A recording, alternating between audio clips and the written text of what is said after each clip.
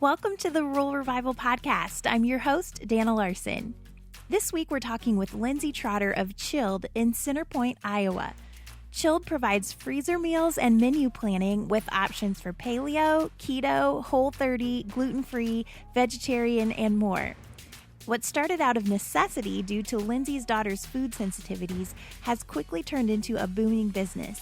Lindsay's sharing about how she used a local coffee shop to help build her business after hours and overcoming the fear of telling people no, plus so many other great things. So here we go with Lindsy Trotter.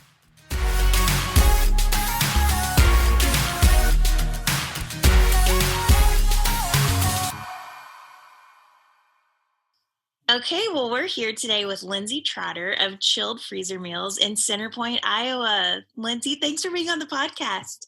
Hello, this is so exciting. This is my third podcast I've gotten to be on, and I really enjoy being able to just chat and tell my story. So excited to be here. Good. Well, we're excited to share your story. Well, tell us a little bit about your journey. Have you always been an Iowa girl? I have. I, of course, like many others, left for a while. So I grew up in Fairbank, Iowa, which is in Northeast Iowa. And small town, 1,000 people, your typical small town life. And then I was going to live in a big city. Like I had it in my head probably from middle school on that I was going to move to Boston, and that was my dream. I scaled that back a little bit as I got older, and I started college at Drake University in Des Moines. And that was a little bit of big city life for me. And then I met my husband, and he moved to Rochester, Minnesota. So I moved up there with him. And then about 9 months later, he got transferred for work, and we moved to Neenah, Wisconsin, which was not super big city life, but I had all of the perks of living close to everything. We were about 30 minutes from Green Bay. And literally we lived around the corner from a Kohl's. Target was 10 minutes away. And I loved being able to just be in the middle of everything. But then after we had our daughter, we decided that we wanted to be closer to family. So when she was 5 months old, we moved back to Iowa. And at that point, I said to my husband, I am going no smaller than Cedar Rapids. Like I need to be close to all the things that I need. I need a Starbucks in my life. So we moved to Center Point, which is a town of about, I think we have about 3,500 that live here. It's kind of the best of both worlds because our kids can just like run around the neighborhood and play. Our school district, I feel, is small enough that our kids get that one-on-one attention. I don't think they're going to get lost in the shuffle, but it's also large enough that I feel like they are going to have a lot of opportunity. So definitely like where we live now. But if you would have asked me 10 years ago, this is definitely not where I would be. Well, where did the idea for freezer meals come into the story? So I used to be a teacher, actually. I taught for about 6 years, and I taught elementary all the way up to high school. I started as a special ed teacher, and then I was an at-risk teacher. And when I had my youngest daughter, I was teaching, finished off my maternity leave and went back to school. And she ended up having a lot of food sensitivities. So she was sensitive to wheat, dairy, corn, and nuts, which essentially meant that I could eat nothing when I was nursing her. And I couldn't feed her anything once she hit table foods. So I was busy with teaching. I needed something that I could come home and it was just a quick get dinner on the table because we couldn't order pizza and we couldn't do a drive-through. So I started making freezer meals. My sister and I did a big batch prep once, and I think I had like 15 meals in my freezer. There was a lot of meals out of that first round that went in the trash because they were not good. But then I was doing that and I started telling my friends about it. They wanted to have a freezer meals party. So they came to my house, and I kind of a spreadsheet nerd, and I put all these things together, this grocery list that we could really quickly shop from. And then everybody had their job when they came to this freezer meal party. And I quickly learned that I did not want to have other people in my kitchen with me to do these things. And I didn't really want to teach them all about cooking. So I was like, I'll just do this for you. It's fine. Just pay me a little bit. And by a little bit, I mean ingredient cost plus 50 cents, which now looking back, I'm like, what was I thinking? Um, but yeah, they really like bought into that. And then they started telling their friends. And pretty soon I was cooking for people I didn't know, and that made me very nervous. So that's when really the idea for building Chilled as a business was born. Okay, so you obviously didn't have you just had your kitchen at home, but I'm sure at some point you're like, I need to get a commercial kitchen and I need to expand this somehow. Yeah, so in Iowa, and I think in the rest of the country as well, you cannot cook what they call hazardous foods in your home kitchen. So you can do baked goods, but things that are time and temperature controlled, you cannot cook in your home kitchen. So I was technically breaking the law for a little bit, um, but I obviously learned and realized that needed to move into a commercial kitchen. However, my husband was not really bought into the business at that point. He didn't, he kind of just had the idea that me going back to teaching was like a safe route. Um, I was staying at home with my kids at the time, and that is like a safe job. You have your contract and you have health insurance and you have your steady income every month. But it was just not something that I was really passionate about anymore. I kind of got a little burnt out being a former special ed teacher and at-risk teacher. There's a lot of stress that came with that. So I was really trying to make a move into something that could kind of feed my soul. And now I get to feed others doing so. So because he wasn't like super bought into it, he's like, we're not spending money on this. And I'm like, okay, well, let's get creative. How can we do this? So I just asked, there's a local coffee shop in Center Point, and they are closed on Sundays. So I went to the owner and I said, hey, what do you think about me using your kitchen on Sundays? And I'll pay you a little bit. And how can we set this up? So he was awesome about it. He helped me kind of get set up with all of the red tape with the health department and everything. And thinking back on at one point I was cooking like 18-hour days there. And I was also going in the evenings when they closed at 8, I was cooking from like 8 to 2 a.m. to fill orders. Wow. So from there, we decided that, okay, there's a little bit of a proof of concept here. People want this. Yeah. And my husband said, we can put some money into it. Okay, let's do that. And there was a space in the same building, which luckily was just an empty space and not one that the landlord felt very confident about filling. It's actually the back half of a suite, so it doesn't have a storefront. Exactly what I wanted. And so we built that out into a kitchen space, and that is the space I'm in now and quickly outgrowing. So Wow. I love it. So it's really caught on. How long has this process been? How many years have you had Chilled? so I started officially in April of 2018. So I'm coming up on, at the end of the month, I'll be 2 years. So That's a lot of quick growth. That's amazing. yeah. Yeah. You've also been able to partner with other local businesses beyond just the coffee shop for food, right? So one of kind of our missions at Chilled is that we like our meals to have at least processed ingredients as possible. And if possible, we want to source locally. I have always been a huge advocate of knowing where my food comes from. So probably 15 years ago, I read Michael Pollan's book, The Omnivore's Dilemma. And in that book, he kind of explores the American food system from a few different angles. And I found it really interesting. Like, if people need a book to read, definitely try that one out because you learn so much about our food system. But at that time, we were living in Wisconsin, and I found all of my local sources, right? So, like, I got milk in glass bottles, and I had a meat source that I got beef and chicken from.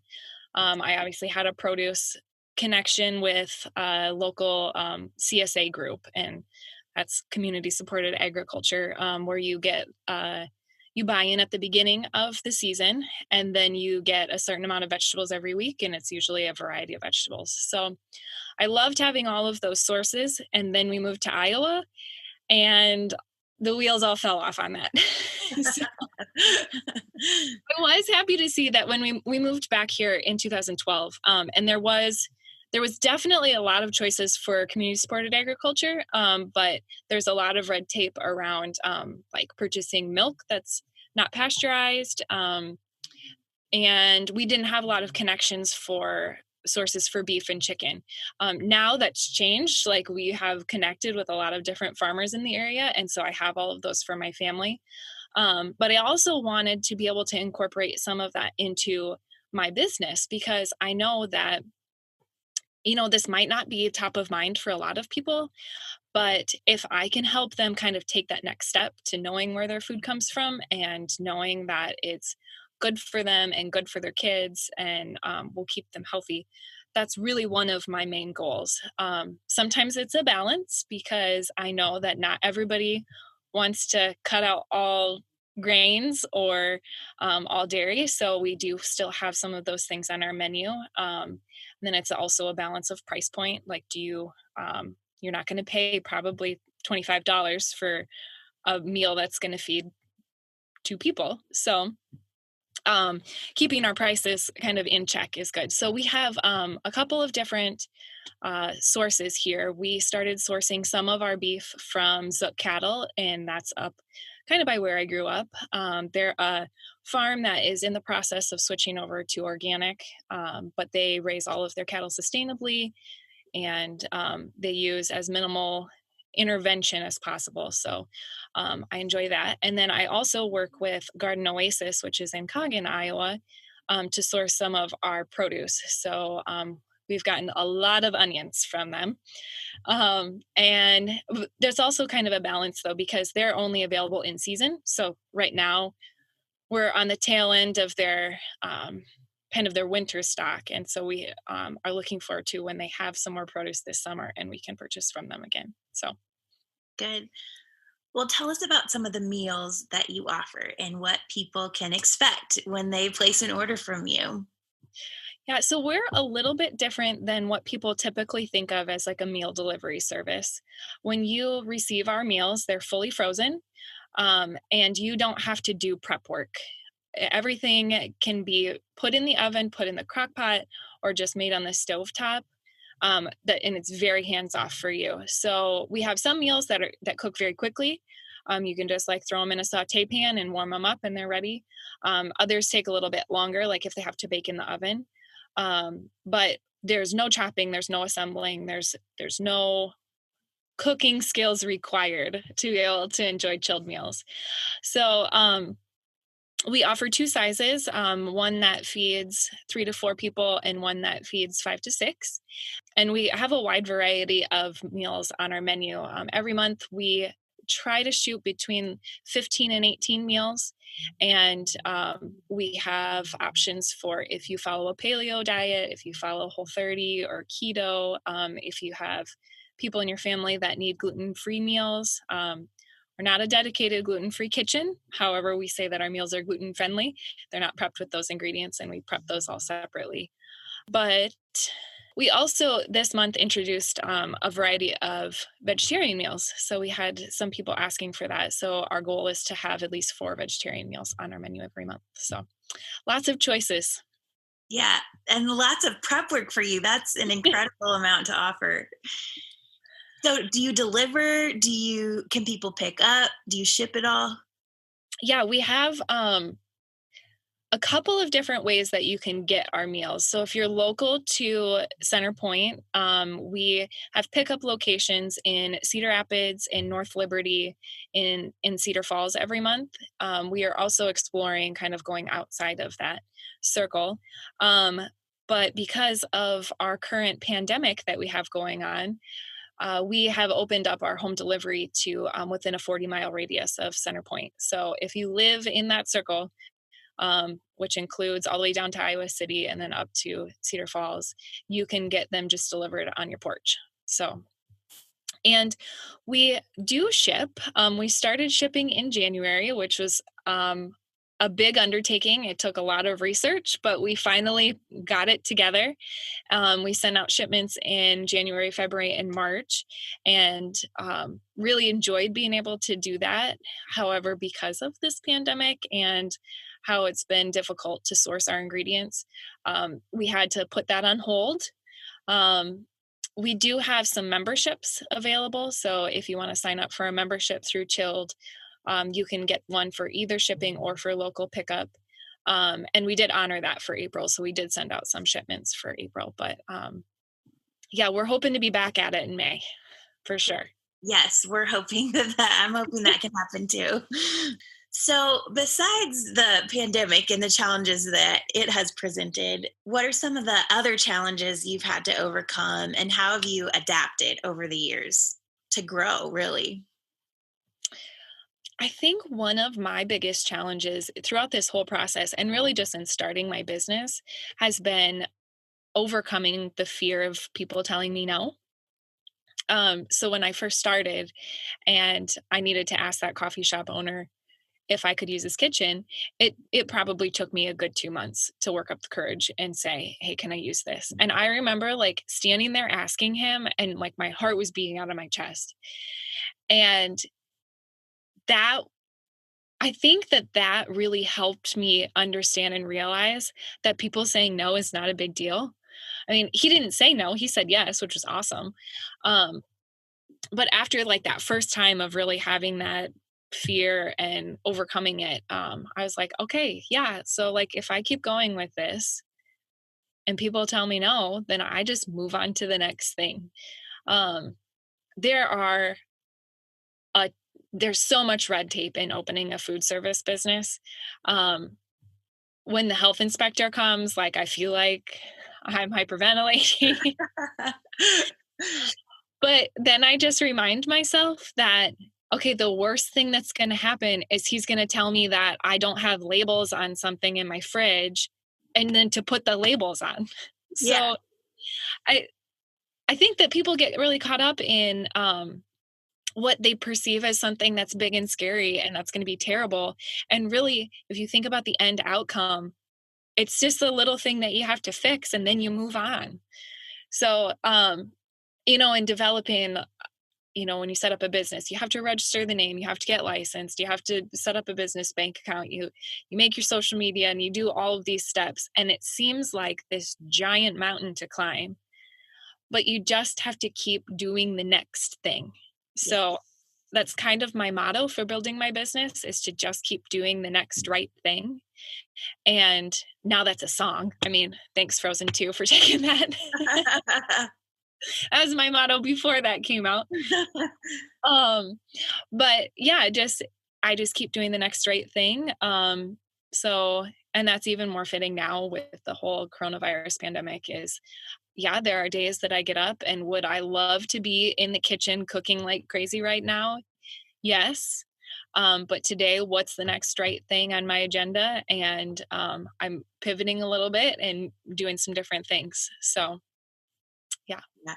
What has been the most rewarding part of all of this?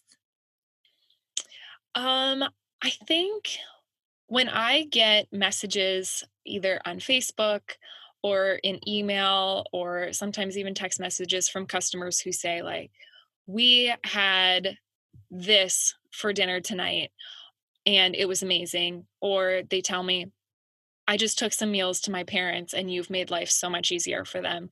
That's definitely the most rewarding because I still struggle with dinner. I mean, I run a business that's supposed to make dinner easier and it is still very difficult. I mean, you could go look at my social media. I literally did a post this morning that talked about how hard it has been for me to make 3 meals a day for my children.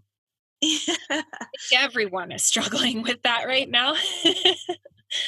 But if I can lighten that burden for people, that's really the most rewarding for me. So if I can take something off your plate by putting something on your plate, then that's definitely where my passion is.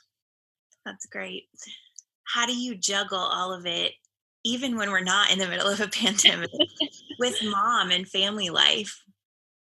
Um, so I have an 8-year-old and a 5-year-old, and obviously my 8-year-old is in school. My 5-year-old, she is in preschool 4 days or 4 afternoons a week. And before that, I was like, she was with me 24/7. So like last year running my business, she was always with me, and I have a little corner in my kitchen that there's a couch, and she would have like all of her little toys there and coloring, and she was just along for the ride. So both of my girls are actually kind of a part of my business. If you'll find them on my social media, my youngest does Molly Makes Meals, and my oldest does Bren Bakes, and they are right there with me. So if, cracking eggs in the kitchen, my youngest thinks that's like the greatest thing. And honestly, she's probably a little bit faster at it than I am. She likes to chop vegetables. She likes to mop the floors. So I worked really hard this year to try and find some kind of childcare for her in the mornings when she wasn't at school, and none of it panned out. And then we got about 2 months in, and I was like, this is probably like one of the best environments for her to be in, because she gets to watch what I'm doing as a business owner and really see that, things are possible. Like, you can create your own destiny, your own path in life, and you don't have to follow what everybody else is telling you have to do. So that's been really rewarding for me also. I love that. Do you feel like the majority of your clients are rural based or city based, or is it a pretty even mix? I think it's kind of all over the place. And actually, I've really discovered that in the last couple of weeks of where people live, by doing deliveries. So yesterday, I went out and I went way down a gravel road to do a drop off. And I was like, oh, you kind of come from a ways to pick up your meals every month. And she's a pretty loyal customer and has been for several months. So um, that was cool. And when I was shipping and will continue shipping, that was fun to see too. I see you have a map behind you, and I would like to have a map too. So I'm like, I need to start putting pins in all the places that I'm like sending meals. So I think we've shipped to about 15 states now. Um, and that's been really, really fun. So Incredible. Well, we have to take a moment to talk about Centerpoint, because even though I can't be there and I hate that, but we're doing the best we can. Tell us about Centerpoint and what you love about it. so when we moved here, let's see, how long ago did we move here? It's 8 years. Wow. We've lived here for 8 years. The reason we picked this city is because it is close to Cedar Rapids, but it was closer to our family who all lives in Northeast Iowa. So if we had lived in Cedar Rapids, we would have been about a half an hour further from them. And my husband was big on a small town. He grew up in Orrin, Iowa, which is about 50 people. And I was like, I'm not going that small. Um, so we just picked it because of the geographic location. But now that we have lived here, I am super grateful that this is where we landed, because there's just a feeling in the community of just connectedness. Like, our park and rec program is amazing. They put on things all summer long that really keep like people engaged and are just fun things for my kids. So like, they do movies in the park. Obviously they have like all of the typical sports things, but we have a splash pad too. So that's fun to do. And then our school system really does offer a lot of opportunity for our kids while still like feeling connected, and like my kids are valued. My kids are both still in the primary building, where I walk in there and I feel like literally every teacher knows me by name. And yeah, it's so awesome to be able to send my kids out to play, especially during this time, like that they can just play in our yard.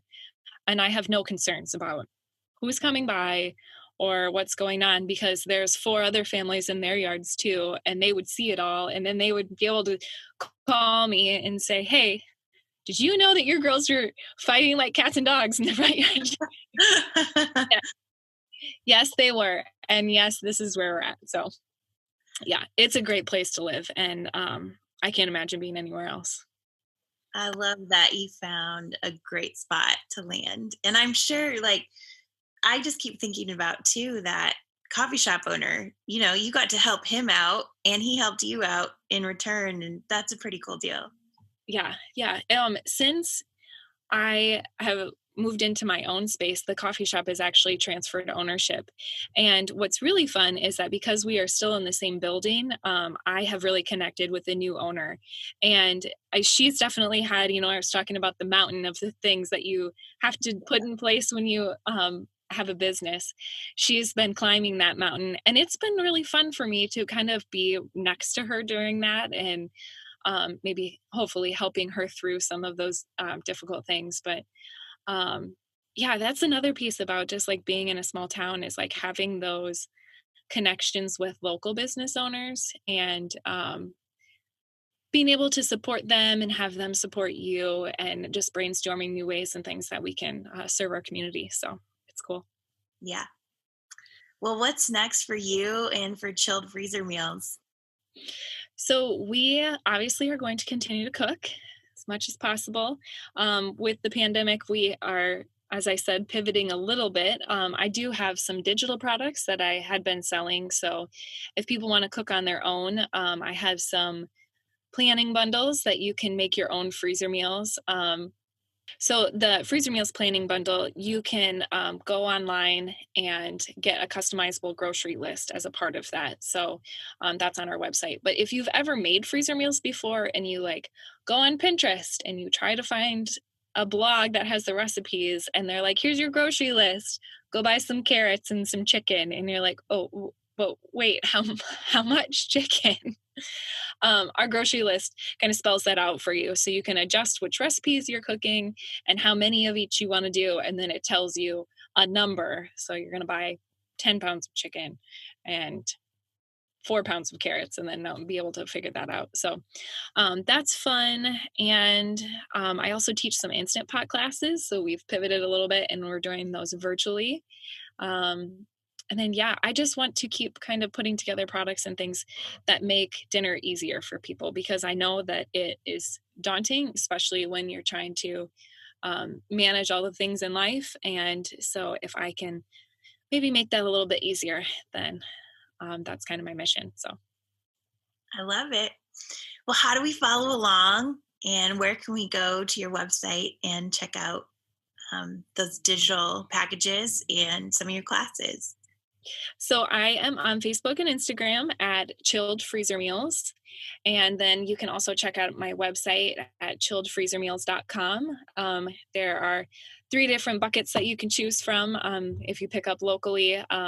Shipping is not currently up, but as I said, hopefully in May we will get that back up. And then you can also just shop our digital products. So all there. Perfect. All right. Well, we look forward to following along, checking out, placing some orders. And Lindsay, thanks for being on the podcast.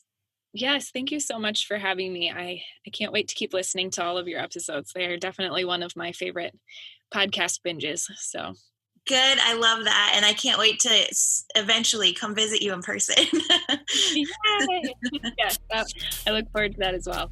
Good. Thanks. Well, I love how Lindsay has grown and adapted her business over these past 2 years and her advice to just keep doing the next right thing. I wanted to let you know that we've opened our Cultivate coaching group for small business owners and small town leaders back up. There are so many people trying to pivot into this online space with everything going on right now, and this is a great way to help you navigate that.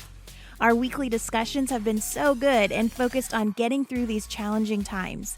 You can join now and have access to all of the sessions we've had already and be a part of all future sessions and group discussions. We'd love to have you in the group. Head to ruralrevival.co/cultivate for more information. Also, with the current coronavirus quarantine putting a halt to travel, we're going to have to change things up a bit, and we'll be doing our interviews online until things get back to normal. So, while I am super bummed that I don't get to visit your towns and do these interviews in person, and our audio quality is a bit compromised, this is the next best thing, and I'm super grateful for technology. Thanks for staying with us during these crazy times, and know I am cheering you all on. Huge thanks to Lindsy for being on the podcast and for being willing to do this remotely. And thanks to you for tuning in. Stay safe and healthy, everyone, and have a great day.